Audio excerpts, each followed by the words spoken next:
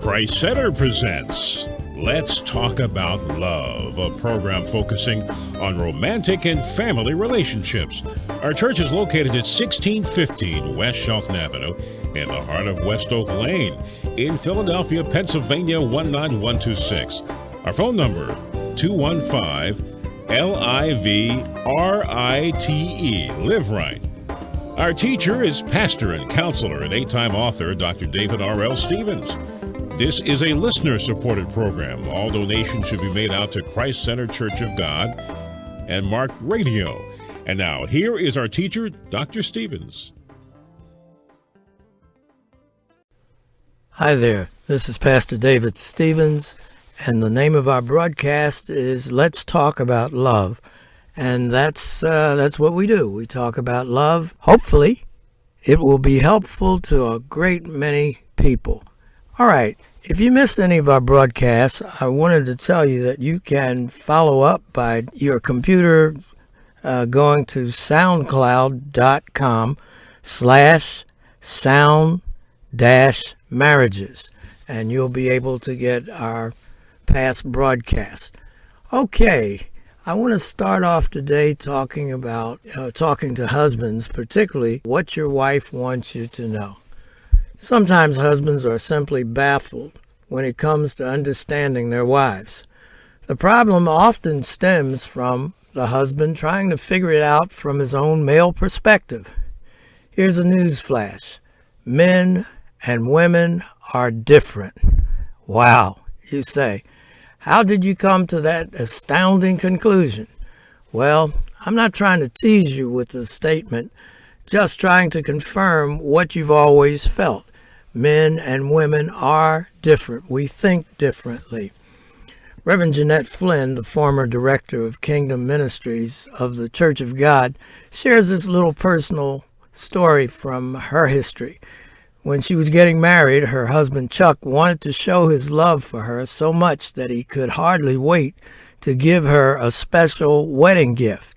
She began to open the pretty boxes as he stood looking on anxiously, and once she got into the big box, her once gleeful spirit melted. What she discovered in the box was not some beautiful personal gift which she expected, but instead a cooking pot. Well, to Chuck, this practical gift would make his new bride so happy. It was understandably difficult for Jeanette to hide her disappointment. She knew that he wanted to do something wonderful for her. Just at that time in life, he didn't have a clue. She told me that they still, many years later, laugh about that gift. Chuck was trying his best to do something special for his bride, but he didn't understand exactly what she wanted.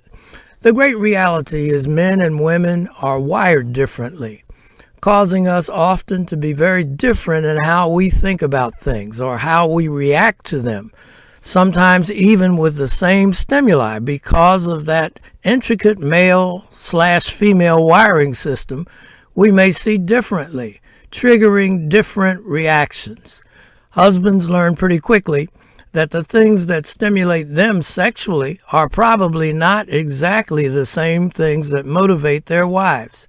It is pretty commonly known that most men are highly stimulated by what they see. Some experts have guessed at about 85% as a rate of response through the eye gate for men. This is one of the major reasons why the pornography industry has taken off at such an alarming rate. Guys like to see it in their heads. Of course, this is not always good because, generally speaking, it is not their wives that they are viewing in their heads, but sometimes substitute bodies, which is bound to take them off the real mark. The Bible has a remedy when it tells us to enjoy the wife of our youth. Proverbs 5:18 and then Ecclesiastes 9:9, it says, enjoy life with the woman whom you love all the days of your fleeting life. And Proverbs 5:15, Drink water from your own cistern or faucet, and running water from your own well. I believe these passages of Scripture are pointing to the same triggering mechanism that causes the disconnection. Returning to the wife of your youth is a very strong urging from God to return our minds to the original beauty that captivated us in the first place. God knew that part of the human makeup was curiosity. The mind has the ability to wonder and then wander without discipline. These passages, along with Malachi 2:14, instruct us to set our inner eye on a fixed target. That target is your wife's body, as it was in its prime. It is a clear call back to that moment in time when you desired her the most. Curiosity will tantalize and intrigue us into imaginary adventures. Once these forbidden adventures occur, they paint an indelible photographic picture on the walls of the mind. These pictures, unfortunately, form a type of permanent file that can come open at almost any time. These visual, mental files tend to force us to make comparisons with what we should not have seen. The more you see, the more opportunities there are for these comparisons to float to the surface. If we are to overcome this dreadful state, we must be led back out of the same door that provided entry. It must be the willful turning and convincing of the personal mind. Comparing your wife to some electronic image is totally unfair to her. She was made by God and given to you for your enjoyment and satisfaction for a lifetime. Actually, she was uniquely designed for you. Also, it should be said that you were designed for her. I don't think that I've ever talked to a Christian man who did not admit that he knew that pornography was wrong and against God's plan for his life. The problem is that most who have fallen into this abyss were led captive through their curiosity. Curiosity is like holding on to a string that never allows you to reach its end on its own. The antidote for this behavior, beside genuine prayer, is complex. But in the mix of things, a change of mind, heart, and a raw determination to exclude all others must be there. Remember, what you have is what you have. Appreciate what you have. Set your affections on those things that are at your hand. Be satisfied with what God has given you. These are the first steps of turning away.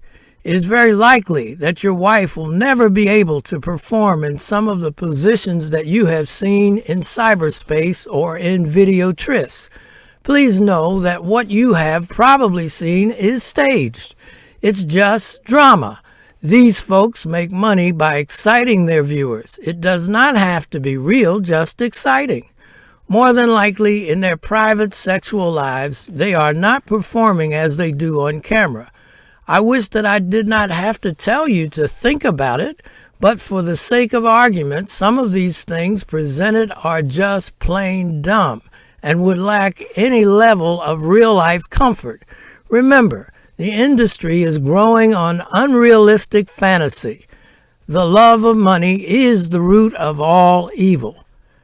John wanted his wife Susan to dress up and pour stuff on him, etc. Where did he get this from? He got the idea from something he saw.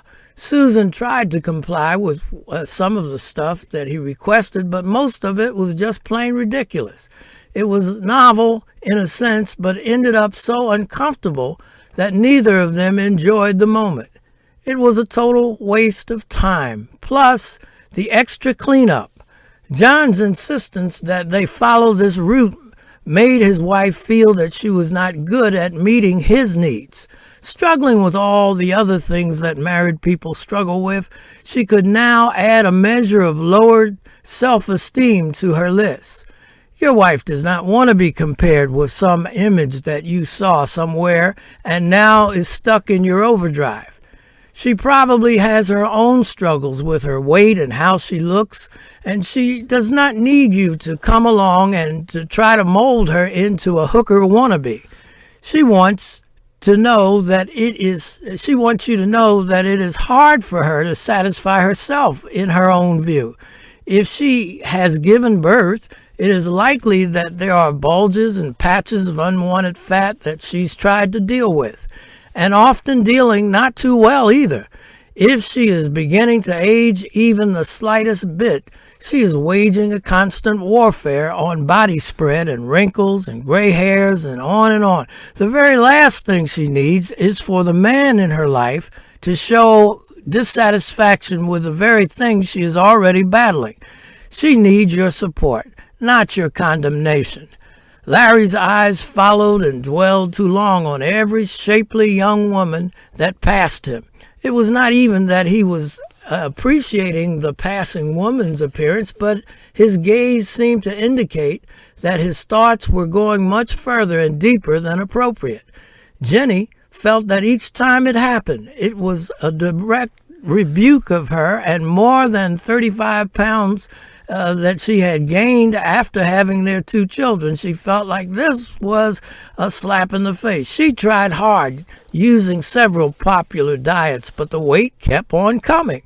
Because of his implied rejection of her, she ate to medicate. Inside, she was still the wonderful woman he'd married. Larry's carelessness is very crucial. It affects the next step towards if and how Jenny recovers her self-esteem. Actually, Jenny should know that Larry's roving eye has nothing to do with her weight. Larry has to deal with some internal character issues. Wives are generally stimulated more by acts of kindness and tenderness. In my second book, Marriage, The Rules of the Game, I make a real point about the acts of kindness and tenderness, coupled with supporting deeds of graciousness. In fact, I believe it is so powerful. Please allow me to quote extensively from Chapter 6. Generally speaking, kind words, tender touches, and supporting deeds stimulate most wives, while most husbands are turned on visually. The great mistake that many husbands make is in thinking that since we are turned on visually, that our wives are stimulated in the same manner. The sight of fancy lingerie is more of a guy turn-on thing than it is for women. Certainly, most women like receiving gifts and the look of pretty things, and perhaps even the thrill of light, filmy garments touching them. But remember, the turn-on is a male thing. Her sexual stimulation comes from a far different source. Men can rise to the occasion quickly through the eye gate. We can become aroused at the drop of a hat.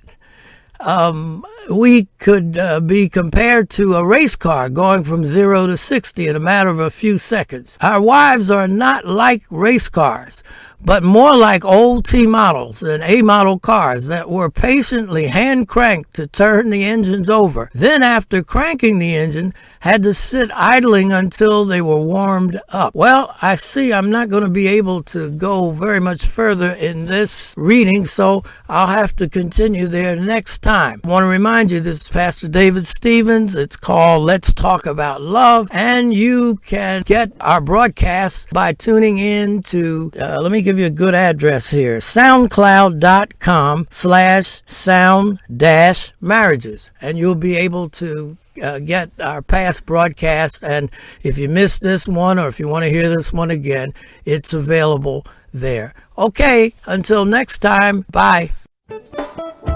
We hope you've enjoyed this edition of Let's Talk About Love. This program has been presented by Christ Center Church of God, 1615-19 West Chelten Avenue in the heart of the West Oak Lane section of Philadelphia. Our speaker has been Dr. David Stevens, pastor, counselor, and award-winning author.